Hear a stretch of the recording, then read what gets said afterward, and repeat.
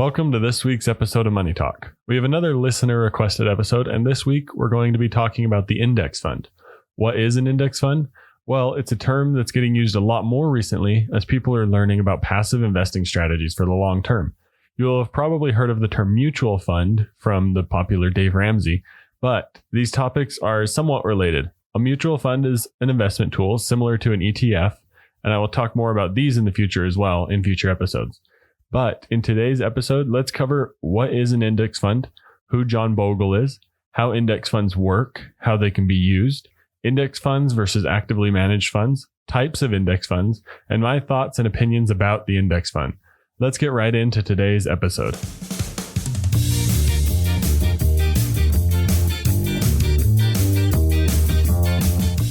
You know, we don't talk about money enough. It is a topic that just gets ignored for some reason, even though it plays a role in everyone's day-to-day life. Well, this is the issue that brought Money Talk to reality. I know you're probably too busy and don't have the time to research and learn about all the things that go into personal finance, but that is where this podcast, Money Talk, comes into play. I'm your host, Skylar Fleming, and I'm here to do the research and learn all the extra stuff about personal finance for you. The goal is to simply get us talking about money. So let's get talking.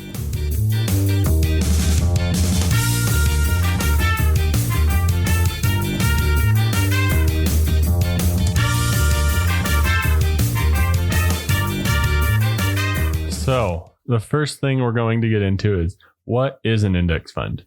Well, the definition from Investopedia is an index fund is a type of mutual fund or exchange traded fund, ETF, with a portfolio constructed to match or track the components of a financial market index, such as the S&P 500 index. Well, an index fund honestly can be a very simple investment, especially when you're just investing in the S&P 500. Or when you're investing in a total market index fund or a total world index fund or a total bond index fund. The index funds can be just very simple, like I said. It's also like a group of stocks. Like the S&P 500 is the top 500 companies, and an index fund that tracks that is an index fund that's comprised of those 500 companies. So when you're buying that index fund, you're buying a piece of all 500 of those companies through the index fund. Or the total world fund, you're buying a piece of all those companies. So index funds are also a way to diversify. Let's talk real briefly about an ETF and a mutual fund, because index funds can be both ETFs and mutual funds. So ETFs trade like stocks and mutual funds trade differently, wherein the price is recorded at the end of the day on a mutual fund. So they're a little bit different in that sense and in the way they trade. ETFs can be traded a little bit more throughout the day and rapidly, and mutual funds are more so one-time things where you trade once a day. Mutual funds usually have higher buy-in minimums. So you'll commonly see on Vanguard's site that their mutual index funds have a $3,000 buy-in, and then they don't trade throughout the day. ETFs, however, can trade like stocks, and you can get fractional shares. So you don't have to put a whole $3,000 into the S&P 500 index fund if it's an ETF. So that's probably part of the reason why I would choose ETFs over mutual funds, but do a little bit more research into those, as those are the vehicles that you can invest in an index fund with. So next, let's talk about who John Bogle is.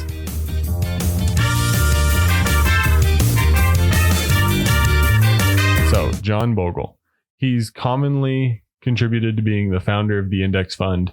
He worked for Vanguard, and I believe he founded it, but he really pioneered the index fund as we know it, because he wanted to create more simple and passive investing tools for the common investor. So you didn't have to be a great stock picker, and you didn't have to pick the best stock picker for your mutual funds. A couple books that he's written that I would recommend. The first one is The Little Book of Common Sense Investing, and the second one is The Boglehead's Guide to Investing. Both are great books that I've listened to, and I would highly recommend anybody else who's looking to learn more about index funds or learn more about a more passive approach to investing. And what is the term Boglehead? Well, it's a group or just a following of John Bogle's that subscribe to his ideas with the passive index fund approach, where the more important thing is your savings rate and not your stock pickings, where it's just important how much you're saving instead of where you're investing it. You just put it all in an index fund, and then you make sure you're saving 20, 25% or 15 or 10. But you make sure that your bigger focus is on how much you're saving and that you're always putting it into that index fund. And there is a website for it, as well as a subreddit on Reddit for Bogleheads, and some great forums out there that talk about how to get into it, how to really focus on it. And honestly, it's a very passive approach, like I've said multiple times. So next, let's talk about how index funds work. How do index funds work? Well, they track an index. Like I've mentioned, the S&P 500. The term is to be the market instead of beat the market. Because if you're just investing in index funds, you're investing in what people just commonly track when they say the market's up or the market's down. They're typically looking at the S&P 500 or a total market index. And if you're just investing in those, over time, they go up. Like that happens. Obviously, they come down and there's fluctuations in the market. But over time, when you look at really long-term pictures, you're like, wow, I wish I would have got in 20 years ago when it was way down, as it's increased and grown faster and faster. So an index fund is just the term being the market. And then you don't have to worry about which stock's the right pick, which mutual fund manager is the right one to beat the market. It's a lot easier to just set and forget. There's a great platform that I use for my Roth IRA called M1 Finance, and you can set it up so it auto invests, but also you can just set up automatic deposits. So really, it's super simple. You set your allocation to your index funds on there, or to stocks if you want to use it in that way. But we're talking about index funds right now. So you just set your allocation to, say, 75% stocks, 25% bonds, just using a total stock index fund and a total bond index fund, just to keep it simple. So when you set it like that, then you just set up auto deposits because you want to save $500 every month to max out your Roth IRA. And then when you put the money in there, it'll automatically invest it for you, and you really don't ever have to look at it. That's one of the things that I think has helped me with index funds and not having to worry about the stock market is I don't have any of my stock trading platforms apps on my phone, and they're buried in like 3 layers of folders. So I don't ever actually notice them, and I just leave them. I don't worry about them because I'm not in the investing game to make money in the next 30 days or something like that. It's for 30 years. So it's a lot easier to set and forget. And then one cool thing about the index funds is they're self-cleaning. You don't have to worry about failing stocks. If you were to buy all 500 of the S&P 500 and one of them falls out of the S&P 500, you have to go in yourself and make sure you take it out of your portfolio.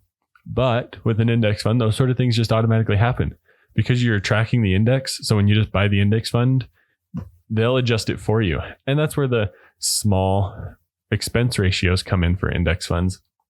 But they're totally worth it because they're self-cleaning. So you don't have to worry about that one stock that crashes and goes to zero, because it's going to fall out of your portfolio before it hits zero. And the other ones in your portfolio are going to keep going up. So it allows you to be diversified without having to worry about all of the different stocks in your portfolio. So next, let's talk about how you can use index funds.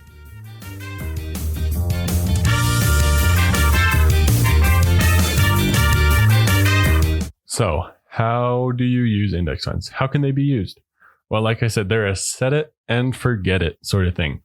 So you figure out what allocation you want towards certain markets or certain indexes, set up auto investing through mutual funds with like Vanguard or Fidelity, or like I mentioned, M1 Finance, you can auto invest into ETFs. So however you want to do it, set it up and forget it. That's it. It's simple as that. The next way is it's a very easy way to keep your money diversified.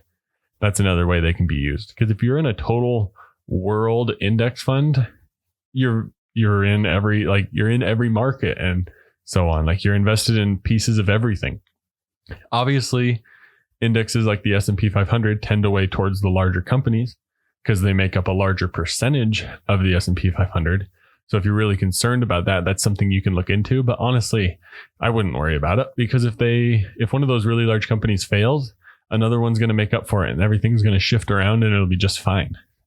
Index funds can be used in a really simple manner and you just don't have to worry about them. You don't have to say, my mutual fund manager did a great job this year. They made me this much money, or they did a terrible job and lost me all this money. You get to just be the market and you get to just leave it alone.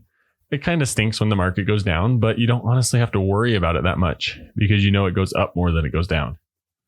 Next, let's talk about index funds versus actively managed funds. Indexed funds versus actively managed funds. Well, let's talk about fees. fees shouldn't be the first thing you worry about, obviously. You need to figure out how much you can save. I think that is the first thing to worry about. How much can you save? And then figure out where you want to put it and what you need to use to meet your goals. So like I said, my investing goals is 20, 30 years down the road. So I can easily just be the market. I don't have to make big gains. I can just match it because I can almost guarantee, obviously nothing in the stock market's guaranteed, but in 20 to 30 years, I sure hope the stock market is higher than where it's at, or else we got a lot of problems. But fees, index funds are far cheaper because they don't need to be managed. Maybe once a year when a company falls out of the S&P 500 and another one comes in, they have to sell and rebalance a little bit. But they don't charge a lot of fees for that. Actively managed funds can have much higher fees because you have somebody that's continually watching the market and buying and selling in your fund for you. So then you end up having to pay larger fees. So if you don't want to pay fees, just go with the index fund. And then you don't have to worry about trying to pick the right fund manager or find the best fund. You don't have to worry about who's the hot mutual fund managers right now. Who do I need to invest with and all that sort of stuff. You just set it and forget it, like I've said many times in this episode. So next, let's talk about some types of index funds.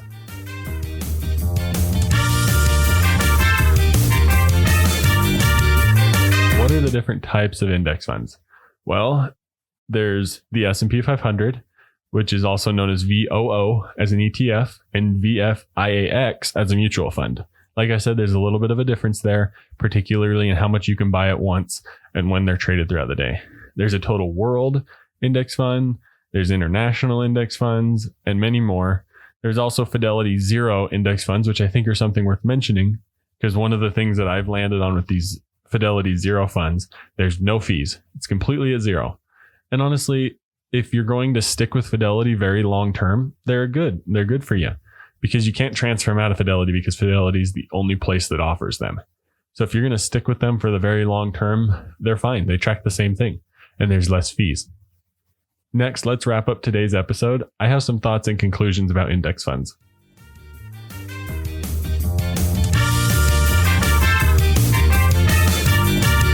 what are my thoughts, or how do I use index funds?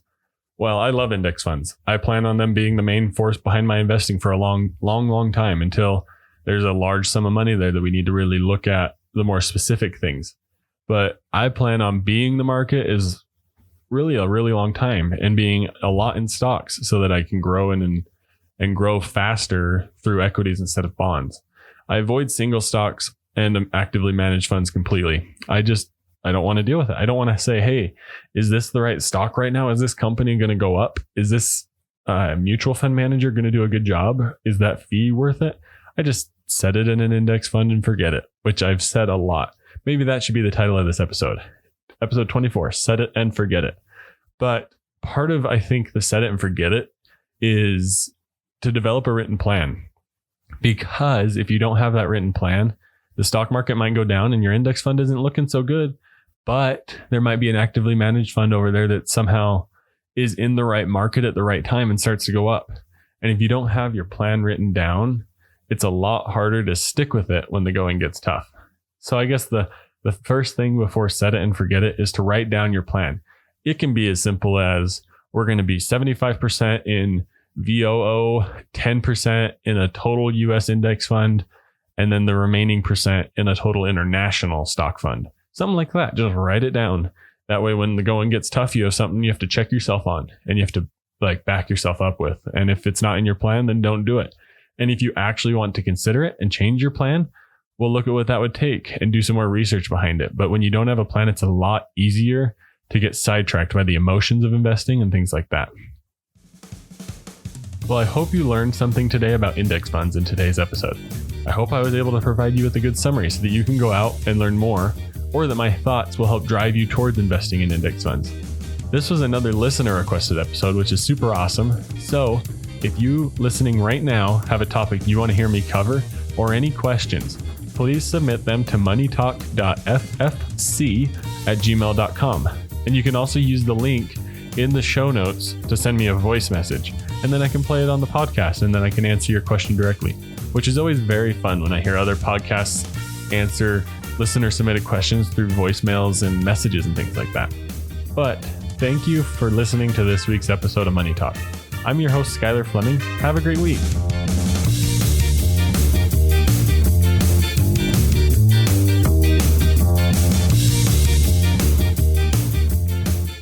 Thank you for listening to Money Talk. The Money Talk Show is provided for informational purposes and should not be used for personal or specific financial advice. Every situation is unique and different. Please make sure to do your own research for your personal financial situation.